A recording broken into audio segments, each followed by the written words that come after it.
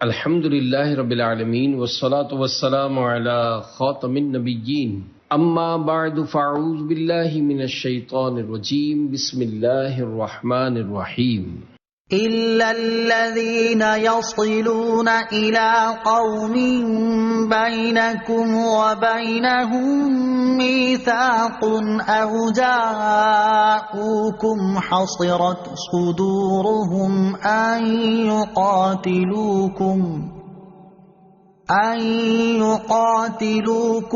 أَوْ يُقَاتِلُوا قَوْمَهُمْ وَلَوْ شَاءَ اللَّهُ لَسَلَّطَهُمْ عَلَيْكُمْ فَلَقَاتَلُوكُمْ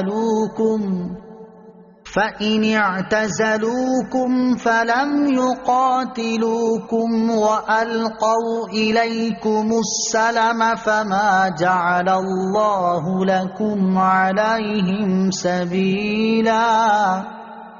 ترجمہ: مگر ان لوگوں کو قتل نہ کرو جو ایسی قوم سے تعلق رکھتے ہوں کہ تمہارے اور ان کے درمیان امن کا معاہدہ ہو، یا تمہارے پاس اس حال میں آئیں کہ ان کے دل تم سے لڑائی کرنے سے تنگ آ چکے ہوں، یا تمہارے ساتھ مل کر اپنی قوم سے لڑیں، اور اللہ اگر چاہتا تو ضرور انہیں تم پر مسلط کر دیتا، تو وہ بے شک تم سے لڑتے، پھر اگر وہ تم سے دور رہیں اور نہ لڑیں اور تمہاری طرف صلح کا پیغام بھیجے تو صلح کی صورت میں اللہ نے تمہیں ان پر لڑائی کا کوئی راستہ نہیں رکھا۔ اِلَّا الَّذِينَ يَصِلُونَ إِلَىٰ قَوْمٍ، مگر جو ایسی قوم سے تعلق رکھتے ہوں۔ گزشتہ آیت میں قتل کا حکم دیا گیا تھا، اب فرمایا جا رہا ہے کہ کچھ لوگ اس حکم سے خارج ہیں، وہ یہ ہیں: نمبر 1، وہ لوگ جن کا ایسی قوم سے تعلق ہو جن سے تمہارا امن کا معاہدہ ہو چکا ہو۔ نمبر 2، وہ لوگ جو تم سے لڑائی نہ کریں۔ نمبر 3، وہ لوگ جو تمہارے ساتھ مل کر اپنی قوم سے لڑیں۔ ان سب لوگوں کو قتل کرنے کی اجازت نہیں۔ پھر اللہ تعالیٰ نے اپنا مزید احسان بیان فرمایا کہ اگر اللہ عز و جل چاہتا تو ضرور انہیں تم پر مسلط کر دیتا، تو وہ بے شک تم سے لڑتے اور تم پر غالب بھی آ جاتے، لیکن اللہ تعالیٰ نے ان کے دلوں میں رعب ڈال دیا اور مسلمانوں کو ان کے شر سے محفوظ رکھا۔ فَإِنِ اعْتَزَلُوكُمْ، پھر اگر وہ تم سے دور رہیں۔ یہاں فرمایا کہ اگر کفار تم سے دور رہیں اور نہ لڑیں بلکہ صلح کا پیغام بھیجیں تو اس صورت میں تمہیں اجازت نہیں کہ تم ان سے جنگ کرو۔ بعض مفسرین فرماتے ہیں کہ یہ آیت منسوخ ہے اور اب اسلامی سلطان کو صلح کرنے نہ کرنے کا اختیار ہے۔ ستجدون آخرین یریدون ان یأمنوکم ویأمنوا قومهم کلما ردوا الی الفتنة ارکسوا فیہا فَإِن لَّمْ يَعْتَزِلُوكُمْ وَيُلْقُوا إِلَيْكُمُ السَّلَمَ وَيَكُفُّوا أَيْدِيَهُمْ فَخُذُوهُمْ وَاقْتُلُوهُمْ حَيْثُ ثَقِفْتُمُوهُمْ وَأُولَٰئِكُمْ جَعَلْنَا لَكُمْ عَلَيْهِمْ سُلْطَانًا مُّبِينًا۔ ترجمہ: ان قریب تم کچھ دوسروں کو پاؤ گے جو چاہتے ہیں کہ وہ تم سے بھی امن میں رہیں اور اپنی قوم سے بھی امن میں رہیں، لیکن جب کبھی انہیں فتنے کی طرف پھیرا جاتا ہے تو اس میں اوندھے جا پڑتے ہیں۔ پھر اگر وہ تم سے کنارہ کشی نہ کریں اور تمہارے ساتھ صلح نہ کریں اور اپنے ہاتھ تم سے لڑنے سے نہ روکیں تو تم انہیں پکڑ لو اور جہاں پاؤ انہیں قتل کر دو، اور یہی وہ لوگ ہیں جن کے خلاف ہم نے تمہیں کھلا اختیار دیا ہے۔ ستجدون آخرین، ان قریب تم کچھ دوسروں کو پاؤ گے۔ اس آیت کا شان نزول یہ ہے کہ مدینہ طیبہ میں اسد و غطفان، دو قبیلوں کے لوگ ریاکاری کے طور پر کلمہ پڑھتے اور اپنے آپ کو مسلمان ظاہر کرتے۔ جب ان میں سے کوئی اپنی قوم سے ملتا اور وہ لوگ ان سے کہتے کہ تم کس چیز پر ایمان لائے، تو یہ کہتے کہ بندروں، بچھوؤں وغیرہ پر، یعنی اسلام کا مذاق اڑاتے۔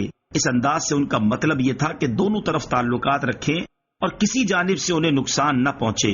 یہ لوگ منافقین تھے، ان کے بارے میں یہ آیت نازل ہوئی اور ان کے متعلق فرمایا کہ یہ لوگ تم سے بھی امن چاہتے ہیں اور اپنی قوم سے بھی، لیکن حقیقت میں تمہارے ساتھ نہیں ہیں، کیونکہ جب انہیں کسی فتنے مثلاً شرک یا مسلمان سے جنگ کی طرف بلایا جاتا ہے تو یہ مسلمانوں کے دشمنوں ہی کے ساتھ ہوتے ہیں۔ مزید ان کے متعلق فرمایا کہ اگر یہ لوگ تمہارے ساتھ جنگ کرنے سے باز آ کر ایک طرف نہ ہو جائیں اور تمہارے ساتھ صلح نہ کریں تو ان کے کفر اور غداری اور مسلمانوں کو نقصان پہنچانے کے سبب ہم نے تمہیں ان کے قتل کرنے کا کھلا اختیار دیا ہے۔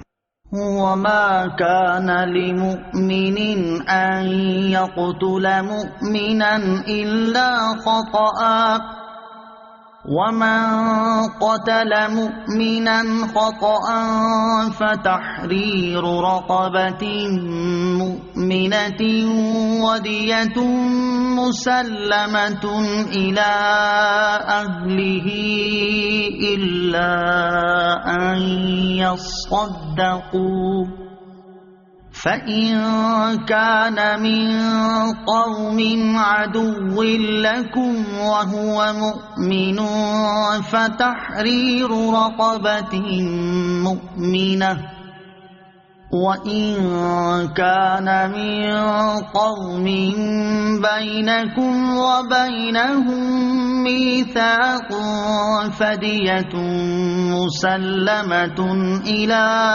أهله وتحرير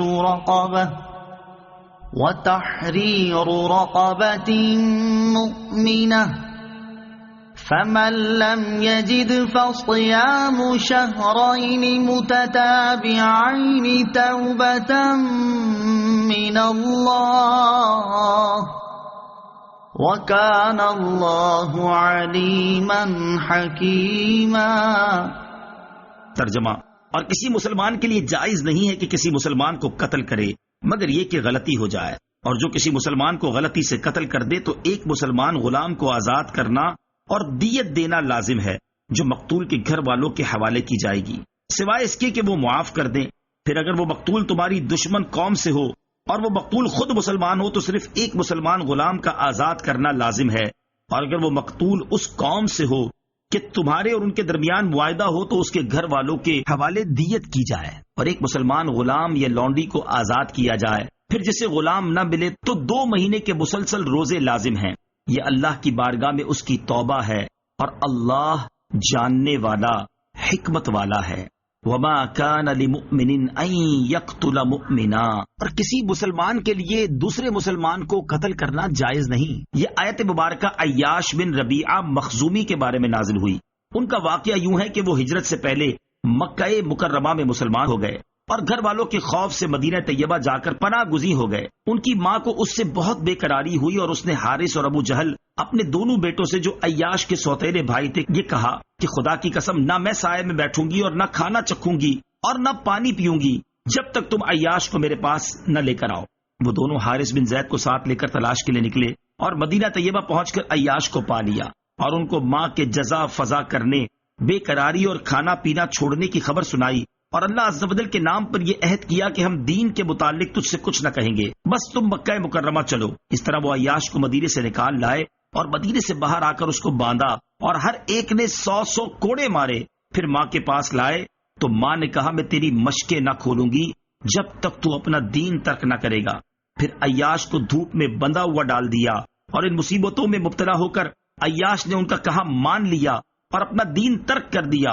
اس پر حارث بن زید نے عیاش کو ملامت کی اور کہا تو اسلام پر تھا، اگر یہ حق تھا تو تو نے حق کو چھوڑ دیا اور اگر باطل تھا تو تو باطل دین پر رہا۔ یہ بات عیاش کو بڑی ناگوار گزری اور عیاش نے حارث سے کہا کہ میں تجھے اکیلا پاؤں گا تو خدا کی قسم ضرور تمہیں قتل کر دوں گا۔ اس کے بعد عیاش اسلام لے آئے اور انہوں نے مدینہ طیبہ ہجرت کر لی، اور ان کے بعد حارث بھی اسلام لے آئے اور وہ بھی ہجرت کر کے رسول کریم علیہ الصلوۃ والسلام کی خدمت میں پہنچ گئے۔ لیکن اس روز عیاش موجود نہ تھے اور نہ انہیں حارث کے اسلام کی اطلاع ہوئی۔ قبا شریف کے قریب عیاش نے حارث کو دیکھ لیا اور قتل کر دیا تو لوگوں نے کہا اے عیاش تم نے بہت برا کیا، حارث اسلام لا چکے تھے۔ اس پر عیاش کو بہت افسوس ہوا اور انہوں نے رحمت دو عالم علیہ الصلوۃ والسلام کی خدمت اقدس میں حاضر ہو کر واقعہ عرض کیا اور کہا کہ مجھے قتل کے وقت ان کے اسلام کی خبر ہی نہ ہوئی۔ اس پر یہ آیت کریمہ نازل ہوئی اور کفارے کی صورت بیان کی گئی۔ ومن قتل، اور جو قتل کرے، یہاں آیت میں قتل کی 4 صورتوں کا بیان ہے اور پھر 3 صورتوں میں کفارے کا بیان ہے۔ پہلی صورت یہ کہ مسلمان کا کسی دوسرے مسلمان کو ناحق قتل کرنا حرام ہے۔ دوسری صورت یہ کہ مسلمان کسی دوسرے مسلمان کو غلطی سے قتل کر دے، جیسے شکار کو مار رہا ہو مگر گولی مسلمان کو لگ جائے، یا کسی کو حربی کافر سمجھ کر مارا لیکن قتل کے بعد معلوم ہوا کہ مقتول تو مسلمان ہے۔ اس صورت میں قاتل پر ایک غلام یا لونڈی کو آزاد کرنا لازم ہے اور اس کے ساتھ وہ دیت بھی ادا کرے گا جو مقتول کے وارثوں کو دی جائے گی۔ اور وہ اسے میراث کی طرح تقسیم کر لیں۔ دیت مقتول کے ترکے کے حکم میں ہے، اس سے مقتول کا قرضہ بھی ادا کیا جائے گا اور وصیت بھی پوری کی جائے گی۔ ہاں اگر مقتول کے ورثہ دیت معاف کر دیں تو وہ معاف ہو جائے گی۔ تیسری صورت یہ ہے کہ اگر وہ مقتول دشمن قوم سے ہو لیکن وہ مقتول بذات خود مسلمان ہو تو صرف ایک مسلمان غلام آزاد کرنا لازم ہے اور دیت وغیرہ کچھ لازم نہ ہوگی۔ چوتھی صورت یہ ہے کہ اگر مقتول ذمی ہو یا مسلمان حکومت کی اجازت سے مسلمان ملک میں آیا ہو جسے مستامن کہتے ہیں تو اس کو قتل کرنے کی صورت میں اس کے گھر والوں کو دیت دی جائے گی اور ایک مسلمان غلام یا لونڈی کو آزاد کیا جائے گا۔ البتہ اگر غلام لونڈی نہ ملے، جیسے ہمارے زمانے میں غلام لونڈی ہے ہی نہیں، تو پھر 2 مہینے کے مسلسل روزے رکھے جائیں گے۔ یہ یاد رہے کہ قتل خطا کے کفارے میں کافر غلام آزاد نہ کیا جائے گا۔